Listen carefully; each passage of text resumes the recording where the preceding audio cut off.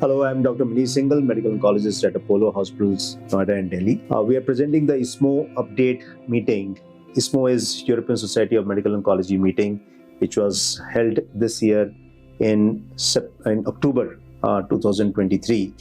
This is a meeting which is attended by global experts across the world, and it provides all the up-to-date information about various cancers. And we are happy to announce that this meeting was held under the aegis of Apollo Hospital and was held on 4th of November at Radisson Blu, Sector 18, Noida. And we were able to invite faculty across Delhi NCR and all other cancer experts, which shared their views on these updates, and was attended by a lot of students. And I'm sure that these updates includes not only about breast cancer, lung cancer, GI cancers, gastrointestinal cancers, GU cancers, but also supportive care and sarcomas. It's so very important to keep up to date to provide the best possible care to our cancer patients. And I hope that you like these updates, and we will keep introducing more updates like this in the future. Thank you.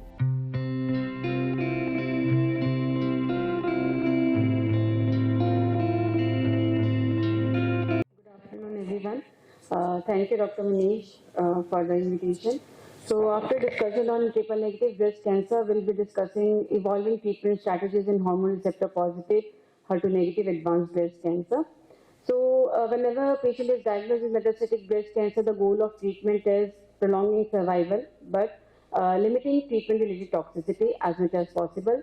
But we all know every PFS is not being converted to OS. So finally, time to disease progression is an increasingly used primary endpoint. As per all the guidelines in hormone receptor positive, HER2 negative advanced breast cancer, be it ESMO, ABC, ESCO, or NCCN, endocrine therapy is the treatment of first choice independent of metastatic site, unless rapid response is needed as in visceral crisis. Even if the patient has limited visceral metastasis, it is not a contraindication for endocrine therapy. So, what all factors we consider while choosing a treatment option for hormone receptor positive metastatic breast cancer? Tumor biology, clinical features, whether the patient has used initial endocrine therapy, what was the disease-free interval, visceral or non-visceral metastasis, and definitely the patient characteristics, her age, comorbidities, and quality of life also. So this is a schema of ESMO guidelines for advanced breast cancer. If a patient is ER positive, HER2 negative, and if she has imminent organ failure, treatment of choice is chemotherapy. But if there is no imminent organ failure, we can go ahead with endocrine therapy plus CDK4/6 inhibitor. And at the time of progression, here we test her for somatic mutation testing, germline BRCA 1 and 2. And even after progression, if there is no risk of organ failure, we can go for different endocrine therapy. We can go for everolimus exemestane. If PIK3CA is positive, alpelisib plus fulvestrant, and if there is any mutation like germline BRCA, PARP inhibitor is the treatment of choice. And if the patient has imminent organ failure, chemotherapy, we can straight away go ahead to chemotherapy. So, ovarian function suppression, whenever we are treating a premenopausal patient, ovarian function suppression is important. And if relapse is more than 12 months after the use of adjuvant AI, then AI plus CDK4/6 inhibitor is the choice. So again, NCCN guidelines in hormone positive, HER2 negative patients with visceral crisis or endocrine, those who are endocrine refractory, first then we should test for biomarkers like BRCA1 and BRCA2. In second line, HER2 1 plus or 2 plus, as I was saying, HER2 low, what we call these days, trastuzumab deruxtecan on secukinumab.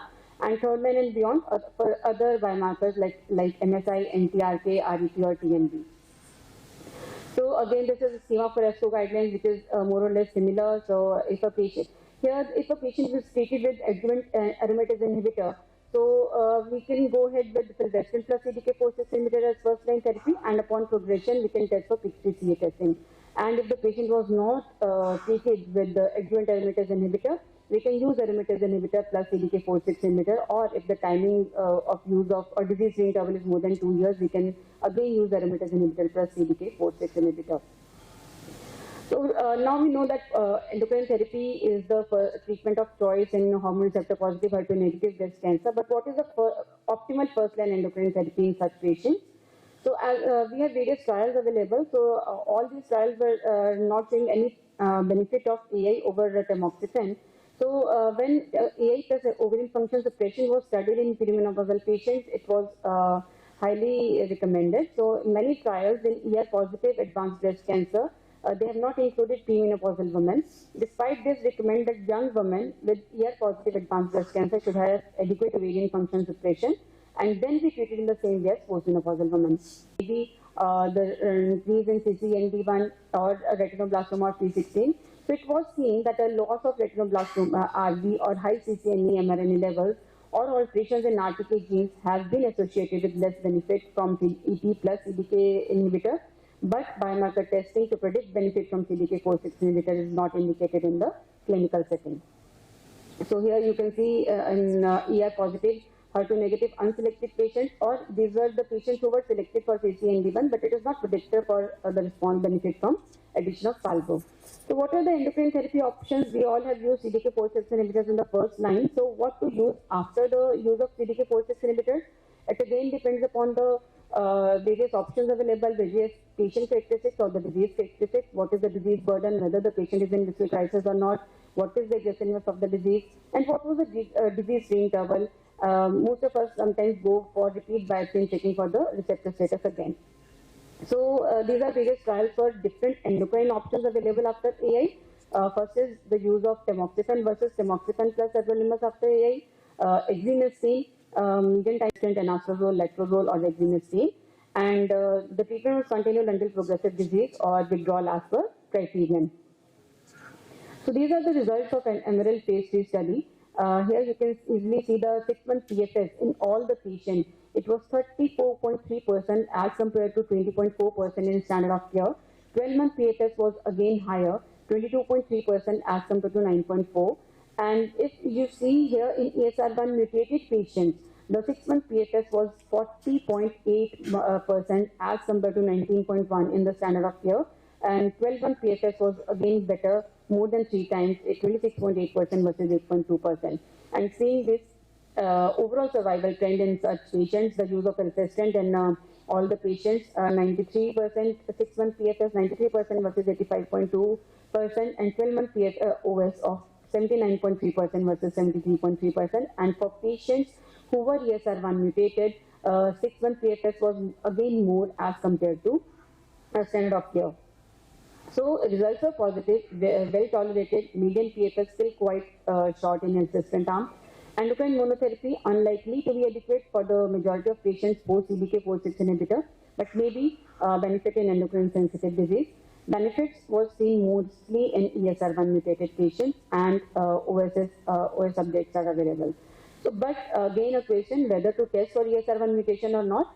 So here we can see there is insufficient data at present to guide us or recommend testing for ESR1 mutation of such patients. So this is basically an evolving area. There we have various issues like access to testing, whether the test is available or not, access to ESR1 mutated targeted treatment again. Overall survival benefit is questionable. Only PFS benefit with switching from EI plus palbo to fulvestrant plus palbo in PADA1 trial. Now, again, one more important trial, that is SOLAR-1 for the patients who are PIK3 mutant who receive palbociclib. So, patients who progressed after CDK4/6 inhibitor, recurrence or progression on or after prior AI, they were randomized in PIK3 mutated or non-mutated. They received alpelisib plus fulvestrant versus placebo plus fulvestrant, and primary endpoint was PFS. So here we can see the graphs, they are easily separating with the PFS, median PFS of patients who received alpelisib plus fulvestrant is almost double as compared to placebo plus fulvestrant. And side effects, you all are very well aware of hyperglycemia and rash, but it is manageable. And this is the OS in patients who are PIK3 mutant. And median OS in patients with lung and or liver metastasis was more, 37.2 months versus 22.8 months in alpelisib fulvestrant arm versus placebo plus fulvestrant. But we definitely need to select patients to manage toxicities carefully. So now we have options of if a patient progressed on CDK4/6 inhibitor, will we change our CDK4/6 inhibitor keeping the AI same? Will we change our AI and keeping CDK4/6 inhibitor same? Or will we go to chemotherapy? So answer to these questions, when to change our endocrine therapy.